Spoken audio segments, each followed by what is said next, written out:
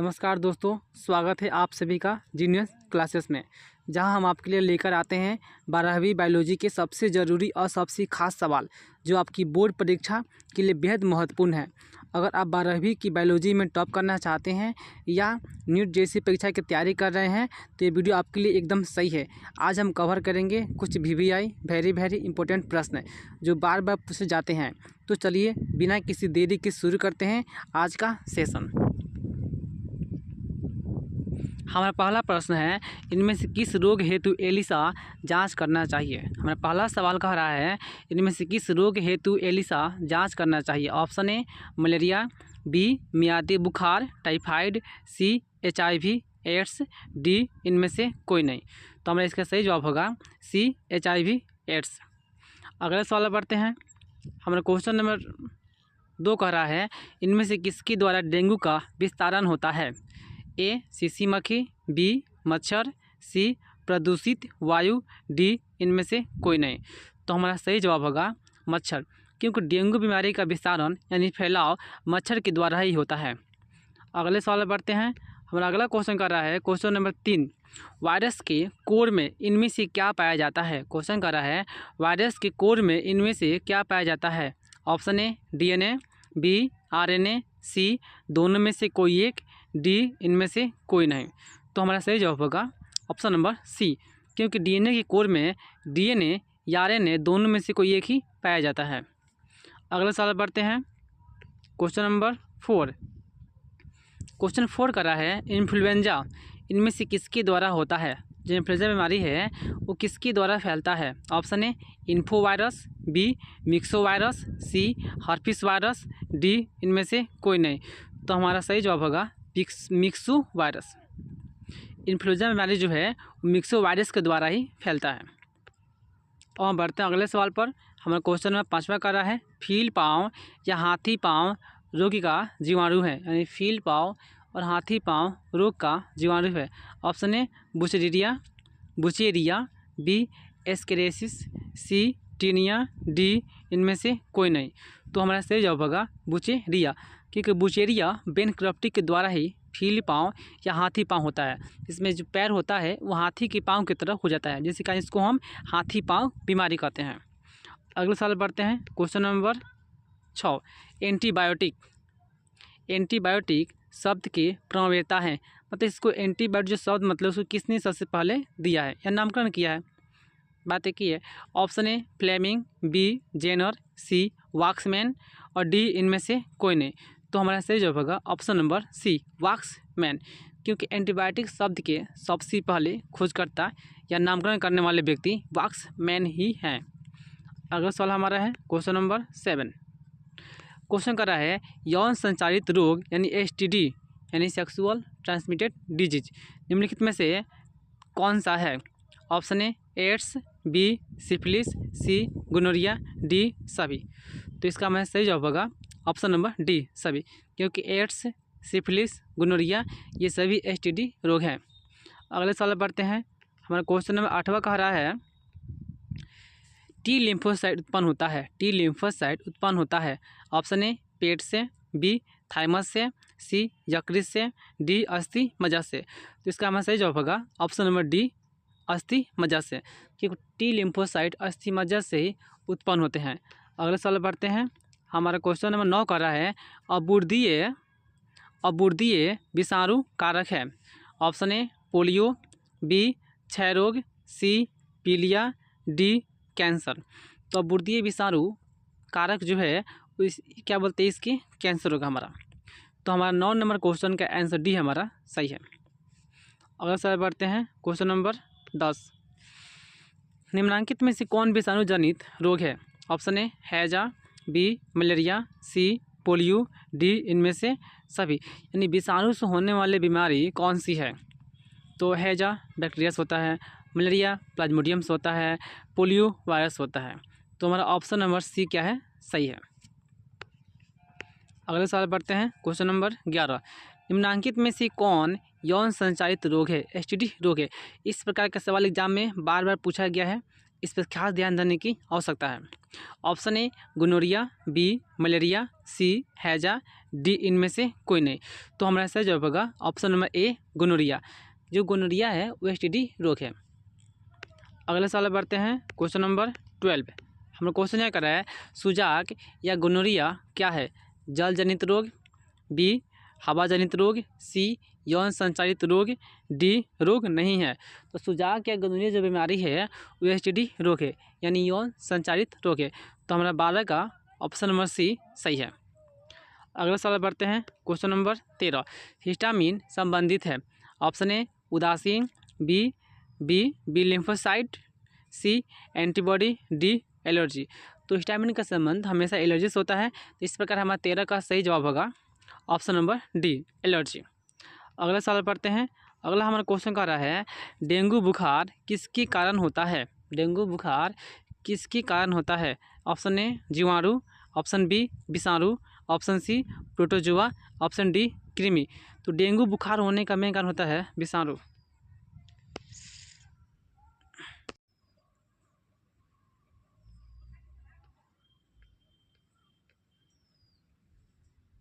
हमारा अगला सवाल है क्वेश्चन नंबर 15। यौन संचारित रोग है। Option A chlamydia, B AIDS, C herpes और डी इनमें से सभी। तो यौन संचारित रोग क्लेमिडिया ये भी है और एड्स भी है, हर्पिस भी है। तो क्या बोलते हैं कि हमारा ऑप्शन नंबर डी सही जवाब है। अगले सवाल बढ़ते हैं, क्वेश्चन नंबर 16। यह कह रहा है विडाल परीक्षण किस बीमारी के लिए किया जाता है? मलेरिया, बी टाइफाइड, सी डेंगू, डी इनमें से कोई नहीं। तो हमारा सही जवाब होगा टाइफाइड के लिए, क्योंकि विडाल परीक्षण हमेशा टाइफाइड के लिए ही किया जाता है। अगले साल बढ़ते हैं, क्वेश्चन नंबर 17। हमारा क्वेश्चन कर रहा है कि निम्नलिखित में से कौन सा रोग प्रोटोजोआ परजीवी द्वारा संचालित होता है? यानी क्वेश्चन कर रहा है कि निम्नलिखित में से कौन सा रोग प्रोटोजोआ परजीवी द्वारा संचालित होता है?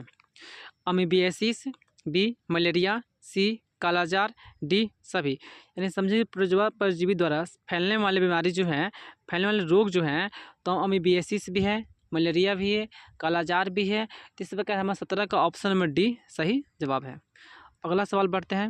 हमारा क्वेश्चन नंबर 18 कह रहा है कि एंटीहिस्टामिन एवं स्टेरॉयड के प्रयोग से शीघ्रता से आराम मिलता है। यानी एंटीहिस्टामिन है और स्टेरॉयड की प्रयोग से हमें शीघ्रता से आराम मिलता है। यानी किस बीमारी से? ऑप्शन ए एलर्जी से, बी नौसिया से, सी कफ से, डी सिर दर्द से। तो हमारा सही जवाब होगा एलर्जी से, क्योंकि एंटीहिस्टामिन और स्टेरॉयड के प्रयोग से हमें एलर्जी से बहुत आराम मिलता है। इस प्रकार से ऑप्शन नंबर ए हमारा सही जवाब है। अगला सवाल बढ़ते हैं, क्वेश्चन नंबर 19। यह कह रहा है कि एड्स में कौन सी कोशिकाएं सर्वाधिक प्रभावित होती है? यानी एड्स रोग होने से हमारे शरीर की कौन सी ऐसी कोशिकाएं हैं जो ज़्यादा प्रभावित हो जाती है? Option A B cells, option B T cells, C monocytes, D neutrophils. तो इसका हमारा सही जवाब होगा option number B T cells, क्योंकि टी सेल्स हमारा सही जवाब है। आगे बढ़ते हैं। अगला हमारा सवाल कर रहा है क्वेश्चन नंबर 20। मनुष्य में सबसे अधिक होने वाले कैंसर हैं। यानी मनुष्य में सबसे अधिक होने वाले कैंसर हैं मिलेनोमा, लिम्फोमा, सी सार्कोमा, डी कार्सिनोमा। तो इसका हमारा सही जवाब होगा ऑप्शन नंबर डी कार्सिनोमा, क्योंकि मनुष्य में सबसे अधिक होने वाले कैंसर कार्सिनोमा ही है। अगला सवाल बढ़ते हैं। हमारा क्वेश्चन नंबर 21 यह कह रहा है टीकाकरण एक व्यक्ति को रोग से बचाता है क्योंकि वह ऑप्शन ए पाचन को अच्छा करने में सहायता करता है, बी आरबीसी संख्या को बढ़ाता है, सी प्रतिरक्षी पदार्थ उत्पन्न करता है, डी शरीर के ऊष्मा तंत्र को सही रखता है। तो इसका हमारा सही जवाब होगा ऑप्शन नंबर सी प्रतिरक्षी पदार्थ उत्पन्न करता है, क्योंकि वैक्सीनेशन के माध्यम से व्यक्ति के बॉडी में जो भी वायरस या सूक्ष्म जीव प्रवेश कर जाते हैं उससे होते हैं कि हमारा जो बॉडी है लड़ने की क्षमता विकसित कर लेता है। इस कारण से हमारे बॉडी में प्रतिरक्षी पदार्थ उत्पन्न हो जाते हैं और हमारा आंसर हमारा सी सही है। अगले बढ़ते हैं सवाल पर। हमारा सवाल कर रहा है 22 क्वेश्चन कि LSD प्राप्त होता है। ऑप्शन ए कवक से, बी लाइकेन से, सी शैवाल से, डी जीवाणु से। तो इसका हमारा सही जवाब होगा ऑप्शन नंबर ए लाइकेन से, क्योंकि एसिडिटी हमेशा कवक से ही प्राप्त होता है। ऑप्शन नंबर ए हमारा कवक सही जवाब है। आगे बढ़ते हैं। अब क्वेश्चन नंबर 23, पीसीआर से जांच होती है, पीसीआर से जांच होती है। ऑप्शन ए एचआईवी का, बी कैंसर का, सी क्षय रोग का, डी हैजा का। इसका मतलब सही जवाब होगा एचआईवी का, क्योंकि पीसीआर से हमेशा एचआईवी की ही जांच होती है। आगे बढ़ते हैं अगला सवाल पर। हमारा अगला सवाल कर रहा है विश्व एड्स दिवस एड्स दिवस होता है, यानी विश्व एड्स दिवस कब मनाया जाता है। ऑप्शन ए 1 मई, बी 20 दिसंबर, सी 1 जून, डी 1 दिसंबर। तो विश्व एड्स दिवस 1 दिसंबर को मनता है। ये बहुत ही इंपॉर्टेंट क्वेश्चन है और ऐसा क्वेश्चन बार एग्जाम में पूछा गया है, इस आप लोग को विशेष ध्यान देने की आवश्यकता है। अगला सवाल हमारा है क्वेश्चन नंबर 25, एड्स का कारक है। एड्स होने का मेन कारक हमारा क्या है। Option A bacteria, B protozoa, C HIV virus, D trichomonas. तो एड्स होने का सबसे मेन जो कारण होता है एचआईवी वायरस होता है। इस प्रकार से आपका सही जवाब होगा option number C HIV virus. अगला सवाल बढ़ते हैं क्वेश्चन नंबर 26, यह कह रहा है एड्स का कारक एचआईवी वायरस सर्वप्रथम किस कोशिका को नष्ट करता है। ये भी क्वेश्चन है, बहुत इंपॉर्टेंट क्वेश्चन है। अभी हमारे क्वेश्चन एग्जाम में बार बार पूछा गया है, इस पर विशेष ध्यान देने की बहुत आवश्यकता है। ऑप्शन ए कह रहा है हेल्पर टी लिम्फोसाइट को, बी लिम्फोसाइट को, सी ल्यूकियोसाइट को, डी थ्रोम्बोलाइट को। तो हमारा सही जवाब होगा ऑप्शन नंबर ए हेल्पर टी लिम्फोसाइट को, क्योंकि एड्स हो जाने के बाद जो एचआईवी जो वायरस होती हैं वो मानव की बॉडी के टी हेल्पर सेल को ज़्यादा इफेक्ट पहुंचाती है। तो इस प्रकार से हमारा ऑप्शन नंबर ए हेल्पर टी लिम्फोसाइट सही जवाब है। आगे बढ़ते हैं क्वेश्चन नंबर 27, यह कर रहा है ट्यूबरकुलोसिस के लिए कौन सा टीका प्रयुक्त किया जाता है, यानी टीबी हो जाने के बाद उसके लिए कौन सी वैक्सीन या टीका प्रयोग में लाया जाता है। तो option A BCG, option B DPT, option C TT और ऑप्शन डी उपयुक्त सभी। तो इसका सही जवाब होगा ऑप्शन नंबर ए बीसीजी, यानी ट्यूबरकुलोसिस के बचाव के लिए जो वैक्सीन देते हैं लोग हम, तो उसका नाम होता है बीसीजी, यानी बीसीजी वैक्सीन ही हम देते हैं लोग।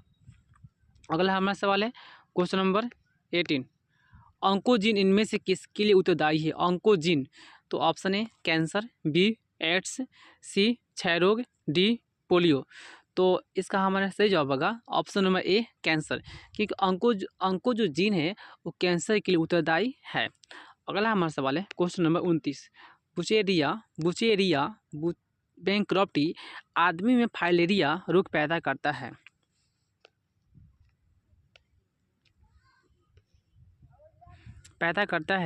यह किस समूह का है। ए प्रोटोजोआ, सी विषाणु, बी जीवाणु, डी हेलमिंथ। इसमें थोड़ा ऑप्शन यहाँ हो गया है, आप तो ध्यान दीजिएगा लो।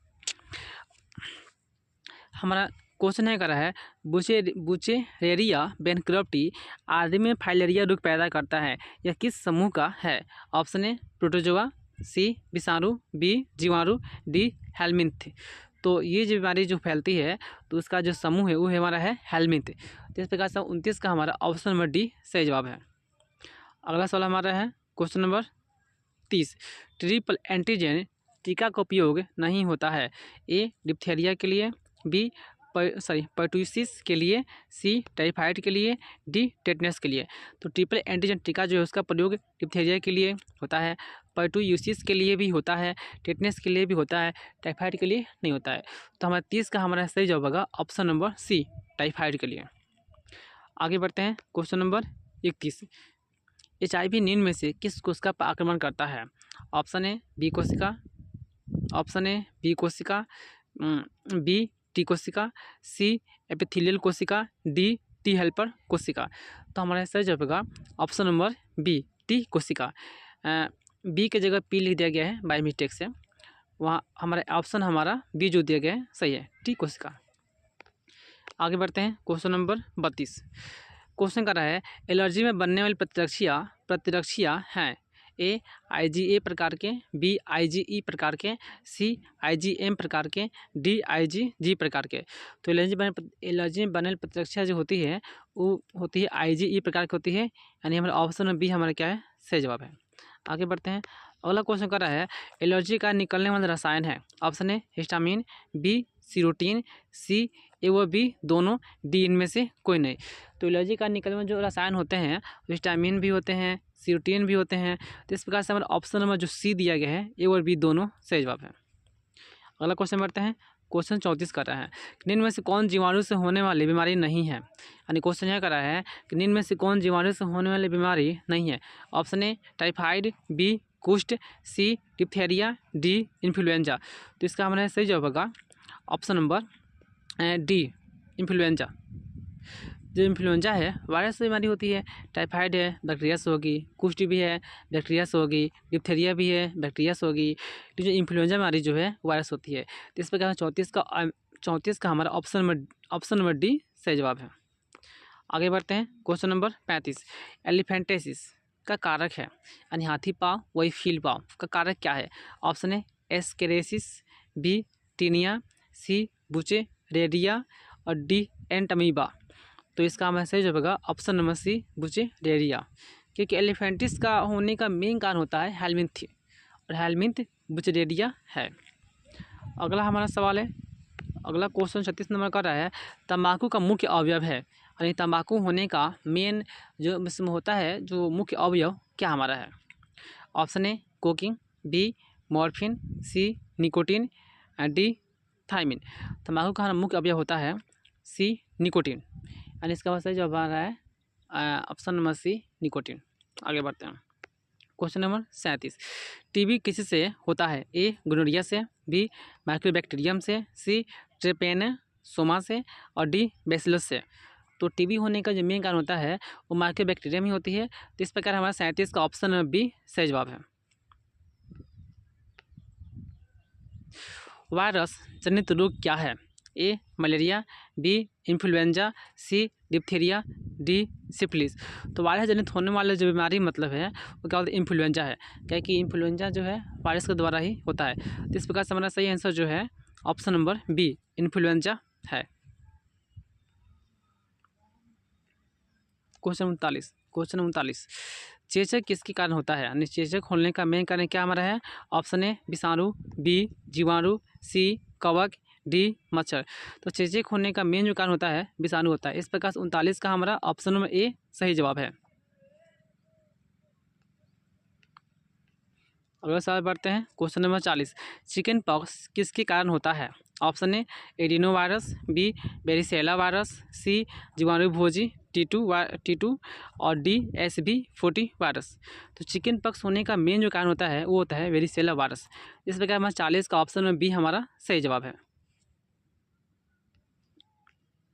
अगले बढ़ते हैं सवाल पर।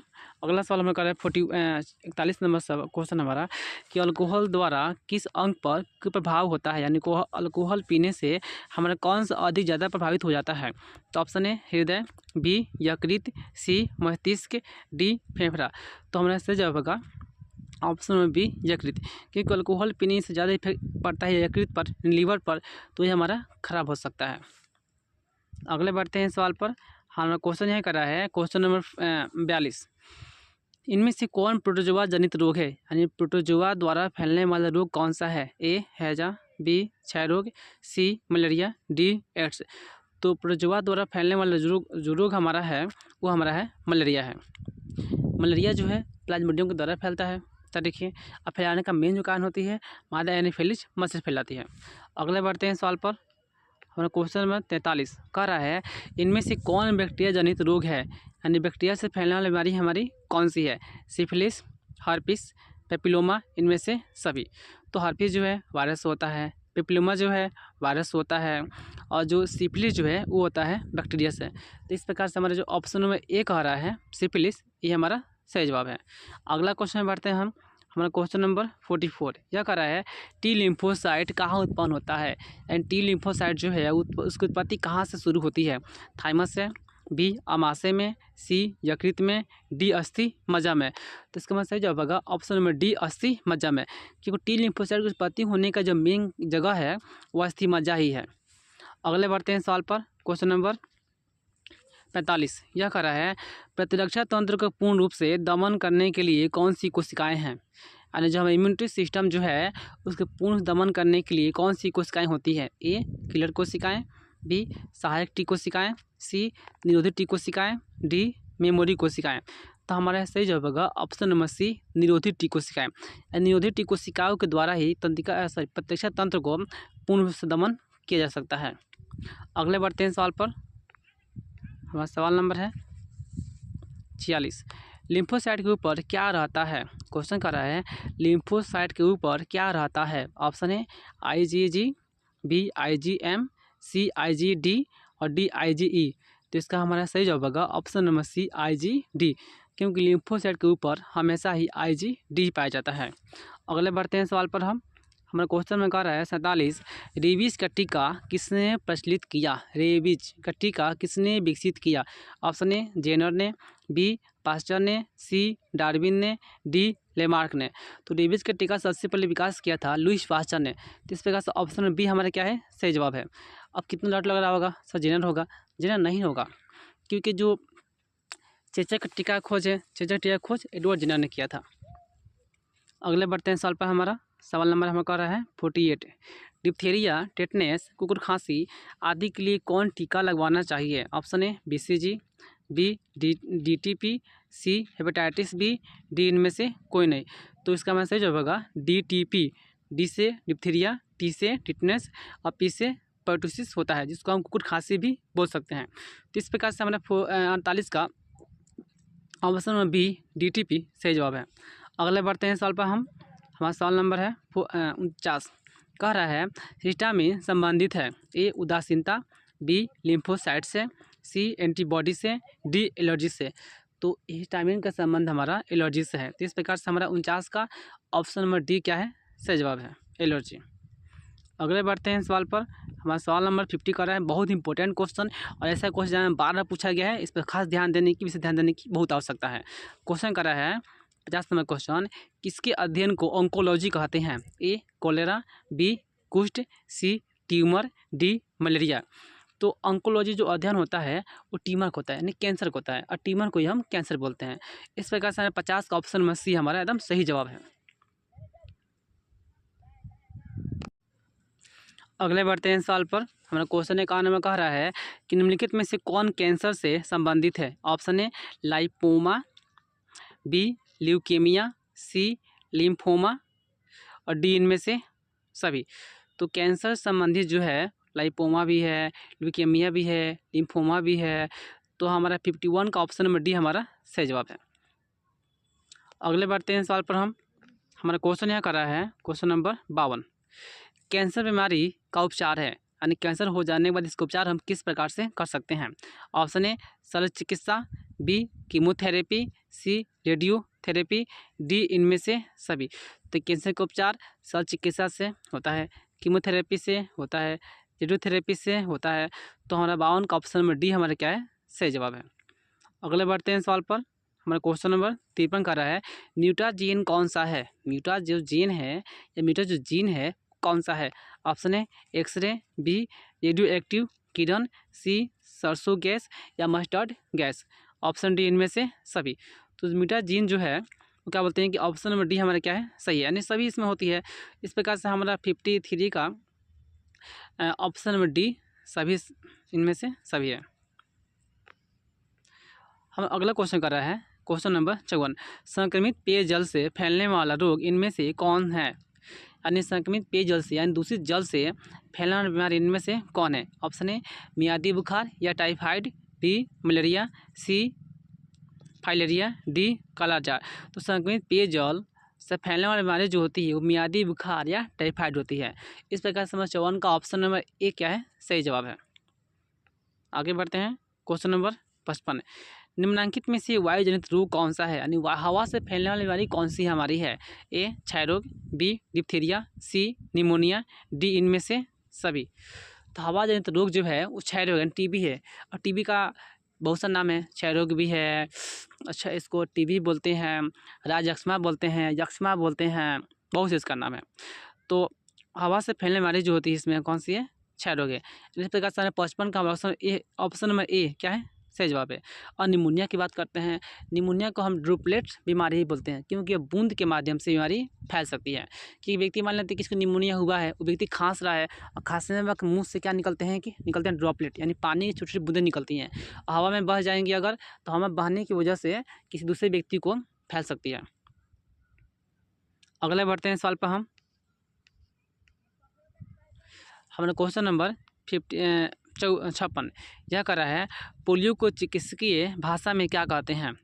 सेसव लकवा, जलांतका, सी जबरे का लकवा, डी इनमें से सभी। तो हमारा इसका सही जवाब होगा ऑप्शन नंबर ए, सेसव लकवा। क्योंकि जो पोलियो जो है वो पोलियो समझिए कि बच्चों को छोटे जब होते हैं तभी हम लोग को हो जाती है, बड़े होने पर किसी पोलियो तो होती नहीं है। इस प्रकार से हम इसको सेसव लकवा ही कहते हैं। आगे बढ़ते हैं। हमारा क्वेश्चन नंबर 57 कह रहा है कि विडाल परीक्षण द्वारा किसका पता चलता है? इस प्रकार से क्वेश्चन एग्जाम में बार पूछा गया है, इसको ध्यान देना बहुत ज़्यादा आवश्यक है। हमारा क्वेश्चन नंबर 57 कह रहा है, विडाल परीक्षण द्वारा किसका पता चलता है? Option A AIDS, B malaria, सी तपेदिक, डी टाइफाइड। तो हमारा सही जवाब होगा टाइफाइड, क्योंकि विडाल परीक्षण के द्वारा हम टाइफाइड की जाँच करते हैं।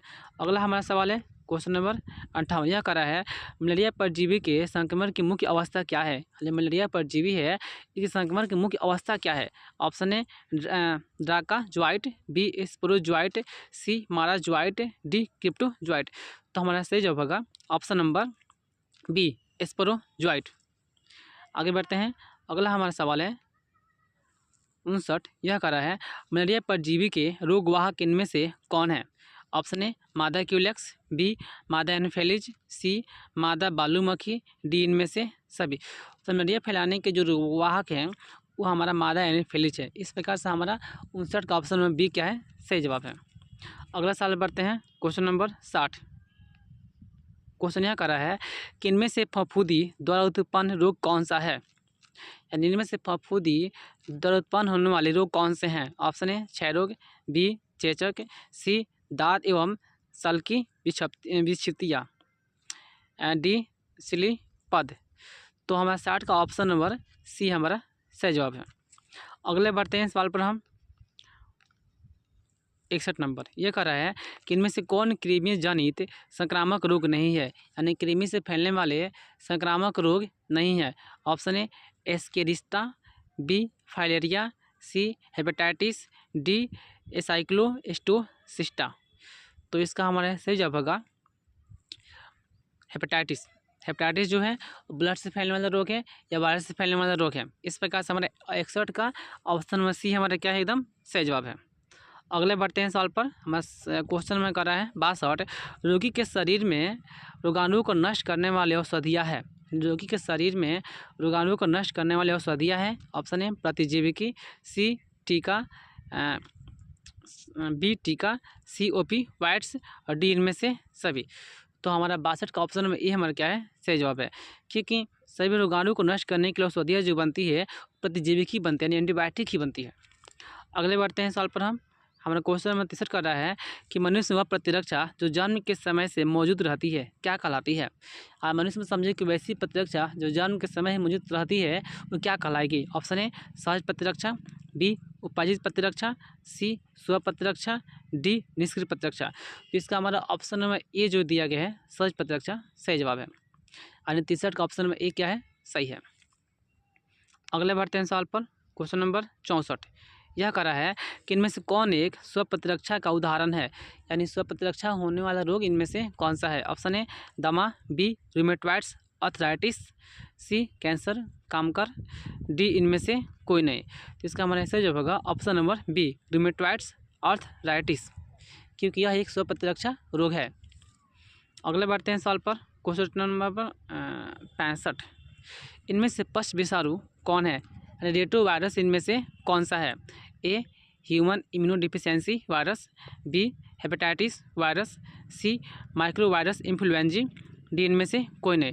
तो हमारा 65 का सही जवाब होगा ऑप्शन नंबर ए ह्यूमन इम्यूनोडिफिशियंसी वायरस, क्योंकि इसे हम पश्च विषाणु या रेटोवायरस कह सकते हैं।